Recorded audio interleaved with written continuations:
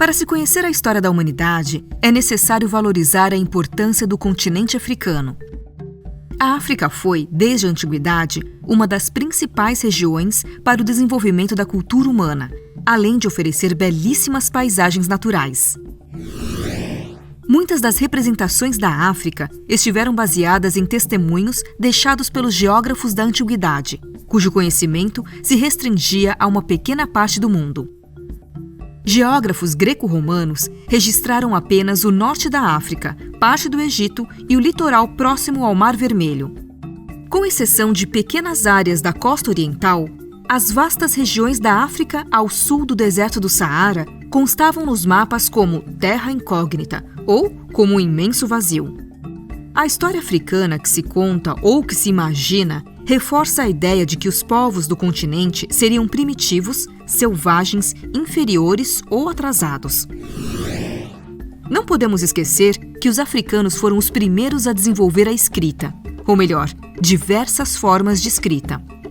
E não devemos esquecer que os egípcios elaboraram os hieróglifos. Por que esquecemos que os egípcios são africanos? Por que não consideramos as muitas evidências que apontam os egípcios como negros? Por que alguns dividem de forma arbitrária o continente em África Branca e África Negra? Por que não Áfricas Negras? O deserto do Saara também foi considerado como uma barreira ou fronteira entre a África Mediterrânea e a subsaariana. Mas, durante a antiguidade, o deserto do Saara foi percorrido em todas as direções por enormes caravanas.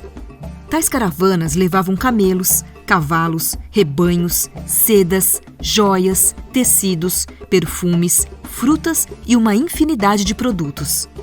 A região da Núbia, que compreendia um vasto território da fronteira oeste-noroeste da atual Etiópia até o Egito, incluindo o Vale do Nilo, era um importante elo entre a África Central, região dos Grandes Lagos e da Bacia do Congo, e o mundo mediterrâneo. O reino de Kush, localizado na região da Núbia, atual Sudão, a que pertencia Kerma, o mais importante centro urbano, era conhecido dos antigos egípcios desde cerca de 2000 a.C. Reino muito rico, fornecia ouro, marfim, ébano, peles de leopardo, ovos e plumas de avestruzes, gado e cativos para outros povos. Seguindo o Nilo em direção ao sul, o reino mais conhecido era o reino de Axum, que nos primeiros séculos da era cristã, durante sua fase de maior expansão, havia se convertido ao cristianismo. Desde cerca do primeiro milênio antes de Cristo, no continente africano, funcionava um grande sistema de trocas capaz de interligar regiões distantes e populações diversas. Os homens do deserto não penetravam no coração da África. Circulavam por suas bordas, nos limites do Saara, no litoral do Oceano Índico e em áreas de florestas menos densas.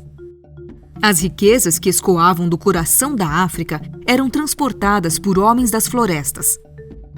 A articulação entre as diversas formações sociais era feita por nômades e seminômades e por grupos de mercadores. Grupos nômades, como os pigmeus, realizavam trocas ocasionais com outros povos do interior das florestas. Membros de comunidades diferentes reuniam-se em feiras ou mercados temporários, onde se realizavam trocas de mercadorias. O circuito mercantil dos homens do deserto articulava-se à rede de trocas dos homens da floresta, formando uma enorme rede de relações no continente africano. Dinâmica irregular, velocidades variadas, ritmos diferentes, uma dança no interior de um continente, a expressão de uma ginga de corpos que nunca se tocam, como os nômades das florestas e os nômades do deserto, o ritmo do arco da caça e do arco musical, o ritmo dos cantos e do sinuoso movimento do comércio.